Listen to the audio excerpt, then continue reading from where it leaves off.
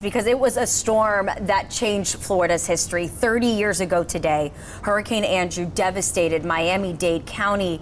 That Category 5 storm making landfall near Homestead.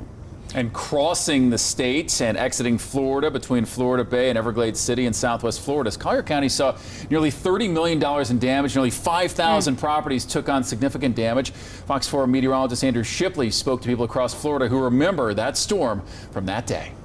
We are living in a mobile home in the middle of nowhere. My dad was a farmer out there in Devil's Garden. And, here comes this big storm rolling in, and, we were going to be on the outer bands, and we lived in a mobile home. So let's get out of here. Let's evacuate. 30 years ago, then 13-year-old Michael Harloff was living in the Clewiston area in Hendrick County. His family evacuated to Manatee County ahead of Hurricane Andrew. Harloff remembers coming back home to find his family home spared, something many Floridians couldn't say. There was not much cleanup around Clewiston area, but being in Clewiston, I had a lot of friends that were from Miami, a lot of classmates that had family down there. And they, so they had some devastation. They experienced some devastation.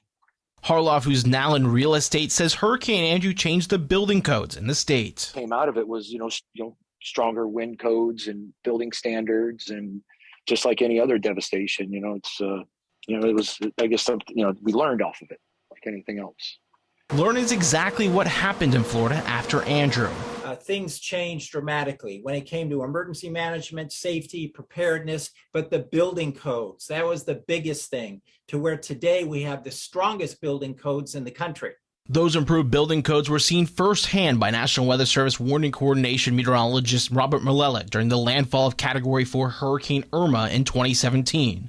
Really, outside of some small pockets here and there, a lot of that area, Marco Island and Naples, fared quite well from a structural perspective. And I think that's a testament to those stronger building codes. While building codes have improved, Eric Salna at the FIU Wall of Wind said there's still room for improvement. Every $1 we spend in mitigation saves $7 to $8 in damage or cleanup. So yes, Andrew changed so many things, but today we are doing much better than where we were 30 years ago.